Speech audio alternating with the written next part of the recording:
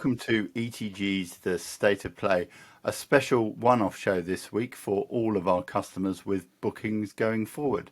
I'm Sam, I'm the Managing Director and co-founder of Experience Travel Group. I'm joined today by Nick, our Head of Operations, who is going to help us cut through the confusion around travel in the brave new world. Nick, hi, how are you? Yeah, good. It's very nice to feel like a travel company again. We've got people phoning up, inquiring about holidays. We've got people looking into their upcoming trips and how it's going to work, and we've even got people in Asia at the moment, which is very exciting after the last 18 months. Does bring challenges with it. We're all kind of very busy, trying to get ourselves going again, and don't necessarily always have exactly the right answer and be able to provide exactly the information that we're looking for. But all good problems to have, really. Good. Okay. Well, that's why we're here. Now, before I get into the specific detail, if I could just invite you to come to the check-in. And give everyone watching the headlines on what is happening right now. Of course, yeah. Well, I mean, it's generally really, really positive in Asia. So the top headline figure is that all of our destinations are now on the UK Go list, which is great and really exciting. And Sri Lanka, Oman, and the Maldives are travel ready, so they're open to fully vaccinated visitors.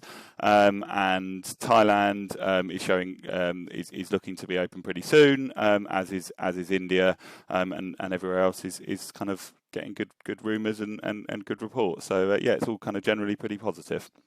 Brilliant, thanks, Nick. Well, from the check-in to the departure lounge now. The first question I've got for you, Nick, is travel now more trouble than it's worth? No, I don't think so. I mean, obviously we would say that, but no, I don't think so. There is a little bit more, there are more considerations than there might have been before, but in general, no, I think it's a good time to travel. For the countries that are currently open, for us, it's more a little bit of more kind of bit more paperwork to start with, but actually once you're there, it's kind of relatively normal, and the clients we've got out in Asia at the moment are having a fantastic time. So I think I'd definitely say it's a great time to get out there. Yeah, we were never going to answer yes to that. So let's start with Sri Lanka, Oman, and the Maldives, as they are fully open and travel ready in ETG terms. What are the additional regulations for Sri Lanka? So not much, to be honest. You need assuming you're fully vaccinated, you need a PCR test 72 hours prior to departure. But then beyond that, it's pretty much, once you're there, you're kind of good to go. As I say, there's a little bit more kind of paperwork to kind of make sure that you've got your vaccination status and your proof of your test results. But apart from that, once you're there, you're kind of good to go, and you can pretty much do everything. It's pretty much kind of open as normal, relatively speaking. Okay, and mask wearing in Sri Lanka? Yeah, so I mean, masks wearing is kind of compulsory in public spaces. So that's the major difference, really. So that is a requirement. Less so in hotels and when you're in your vehicle. But yeah, in public spaces, obviously not when you're kind of eating in restaurants and that sort of thing. But it is still a requirement out there. Good. Okay. And how about Oman and the Maldives? Pretty similar. So Oman is very, very similar to Sri Lanka in its setup. So again, a PCR test 72 hours prior to departure. And mask wearing is a requirement. The Maldives, you don't actually need to be double vaccinated, but you do need to have a negative test result 72 hours prior.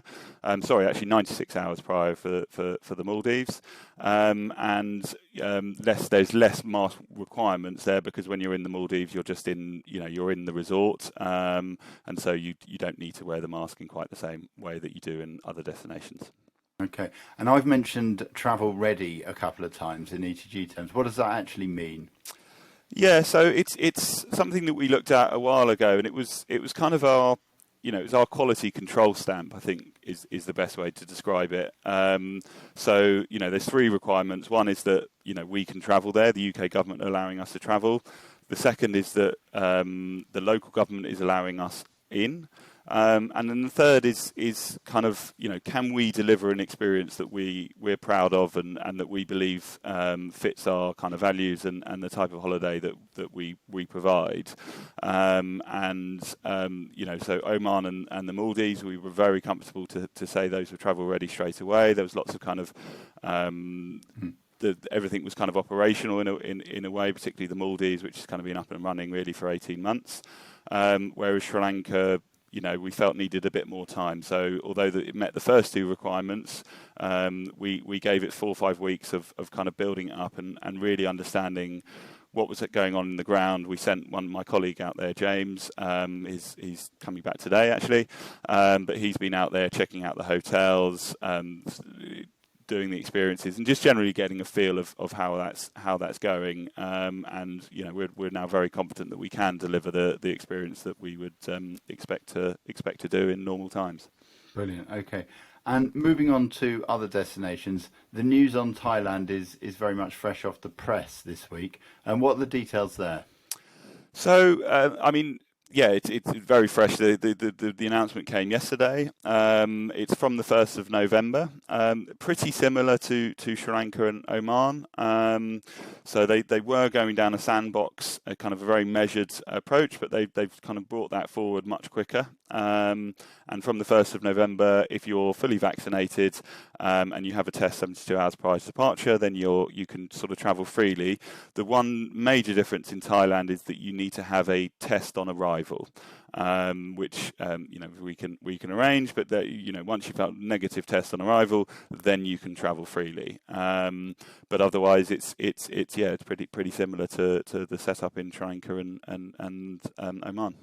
Okay, and that negative test on arrival, that means that you need to stay one night in a prescribed hotel, or how does that work?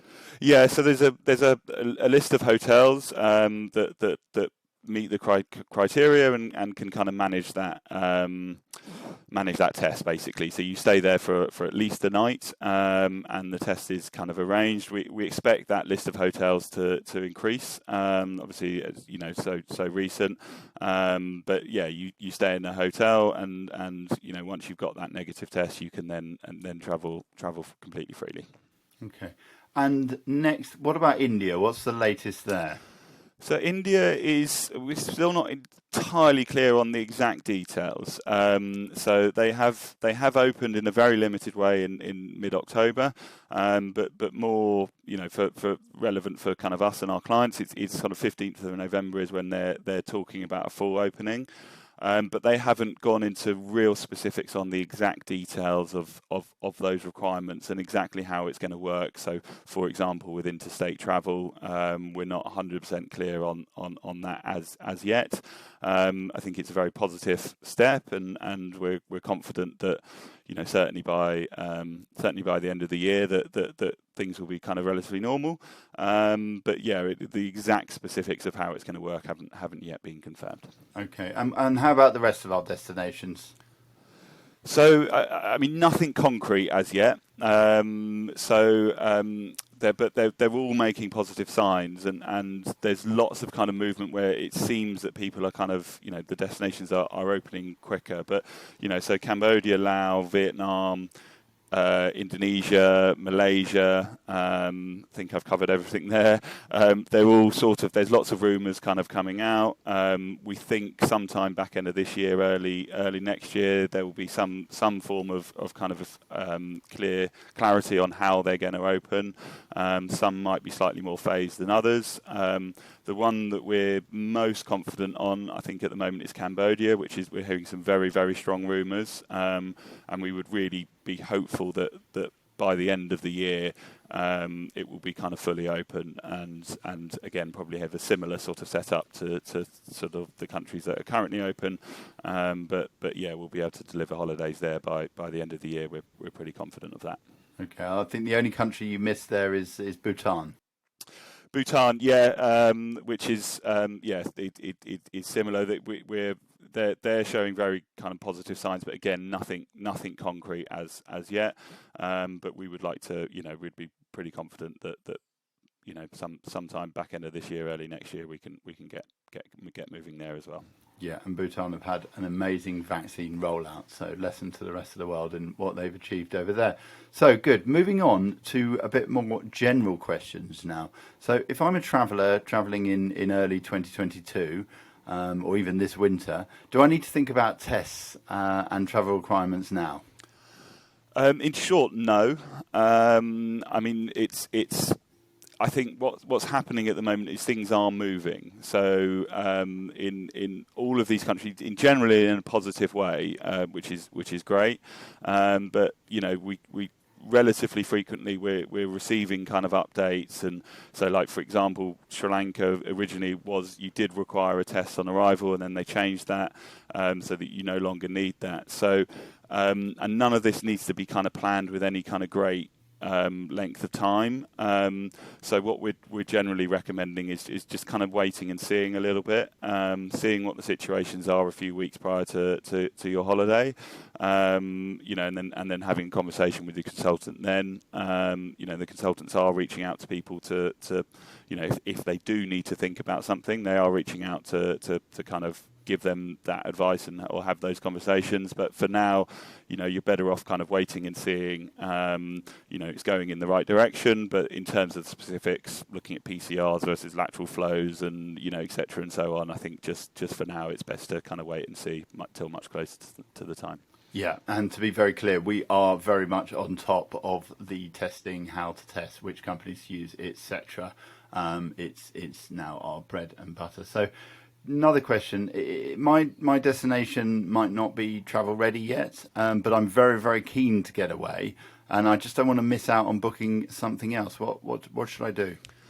Well, I mean, I think in that situation, very good question. I think it's sort of, might slightly depend on the specifics of the country, and it might be worth having a conversation with your consultant in that sort of situation. You could, obviously you can wait and see and see whether it's going to open up. But if you are worried about missing out, then we can of course look at one of the other destinations that is travel ready. So, we could look at a trip to Sri Lanka or Oman or the Maldives or whatever would work for you, and either do that in to replace the trip that you've got planned, or you could even push that trip further down the line and do another trip in the meantime. We're very happy to look at those those sort of scenarios with you. And what about if I'm feeling nervous about travel in 2022 at all and don't want to travel? I mean, it's totally understandable if that is how you're feeling. We've certainly got clients who have said that to us. I think what we're generally suggesting is to just to wait and see a little bit. There's no kind of great rush on making that decision, and we have found that some clients, if they're travelling in a few months down the line, actually, they will start to feel more kind of comfortable as things kind of open up and and things are relaxed further. So we think it's probably worth waiting a little bit just to kind of see whether that's how you feel in months, 2 months, whatever relevant period of time it is.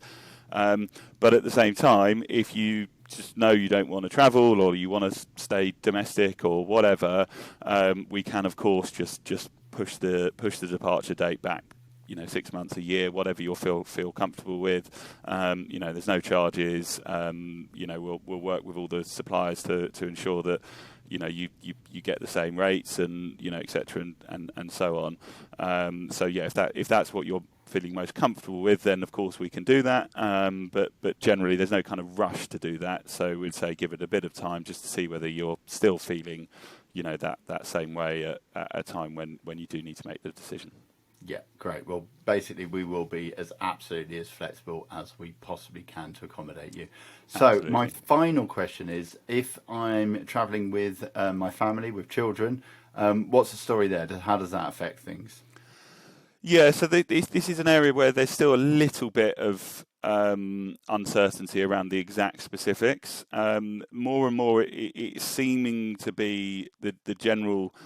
Yeah, the general position is that if your children are over 12, they need to be fully vaccinated. If they're under 12, then they are considered to be, effectively considered to have the same vaccination status as the parents. The one area where there's a little bit of we're still waiting for the exact specifics of it, is around the what fully vaccinated counts as. So obviously a lot of teenagers are, most teenagers are going to get the one dose. It does appear that this is going to be counted as fully vaccinated, but exactly how that will work and what will be required of the NHS app and all of those sort of specifics we're not entirely clear on. But it does look like the direction of travel is that if you are, if a child is vaccinated with one dose, because that's what the local health requirements are, then that will count and they will count as fully vaccinated, and then they can fit in the same requirements as everyone else, which is great. Well, thank you very much. That's all we've got time for today. So thank you for making us through to the end. I hope you found that useful. We will be endeavouring to talk to all of you directly to answer the questions that you have. So bear with us on that. And I just wanted to take the opportunity to thank you very, very much for your support and for bearing with us throughout this pandemic period. Frankly, we wouldn't be here without that. So we can't wait to ensure that you have absolutely unbelievably good holiday experience, which I'm sure you all need. So thank you again, and thanks to Nick, and we will talk to you soon. Bye.